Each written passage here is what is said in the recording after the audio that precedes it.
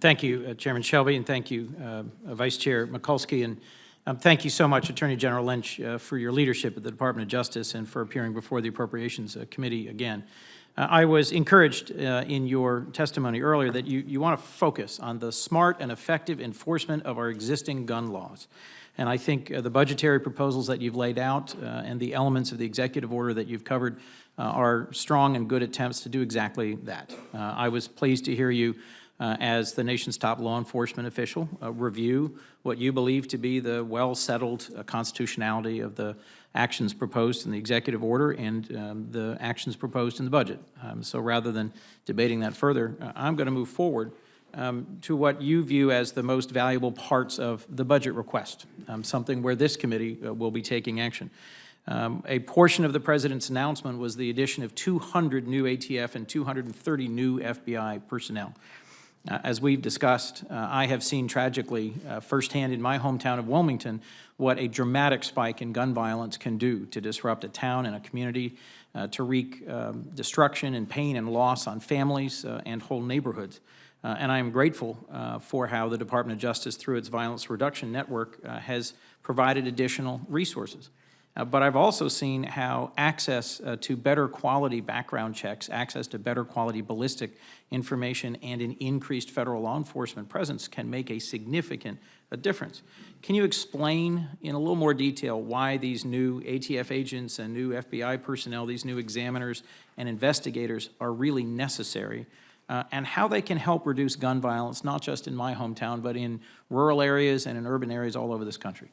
Yes, thank you, Senator. With respect to our request, particularly for increased resources for ATF, we have discussed requesting resources that would allow us to hire 200 new agents and investigators. Some of those would, of course, work on the increased paperwork resulting from background checks, but the agents in particular will be focusing on the violent crime problems that we find to be so troubling in so many of our cities and towns and neighborhoods. They will be working in conjunction with task forces of state and local officers because we found those to be extremely effective ways at focusing on the hot spots in particular areas. It would allow us also to increase the amount of enforcement that we provide over the internet sales, as I mentioned, but to really focus on the violent crime problems plaguing so many of our cities. In addition to the agents that we are requesting, the resources that we are requesting and would begin using this year would also go towards strengthening what's called the NIBIN network, the Ballistics Initiative. This is a law enforcement to law enforcement initiative that essentially traces guns found at crime scenes as well as casings, essentially all firearms-related evidence, and shares that information on a nationwide basis with law enforcement entities. It allows us to make connections. It allows us to find connections between firearms, between those who are using the firearms. We are, in fact, opening a national center for NIBIN analysis, which will be located in Huntsville, Alabama. It's due to open, I believe, in a few months. And this is a tool that our law enforcement agencies depend upon greatly. The ability to track firearms is of grave importance. In particular, as I mentioned, the ability to track stolen firearms is one that we feel can protect our communities. Stolen firearms, and even indeed those who are lost, those firearms that are lost, do not end up in the hands of law-abiding Americans. They end up in the hands of criminals, and they are recovered during criminal investigations. Sadly, they are recovered at the rate that we are seeing them, 1,300 a year on average over the last 5 years, once the crime has already been committed. One of the things that these regulations would do is allow us to begin those investigations earlier and hopefully intercept those shipments before they fall into the hands of criminals.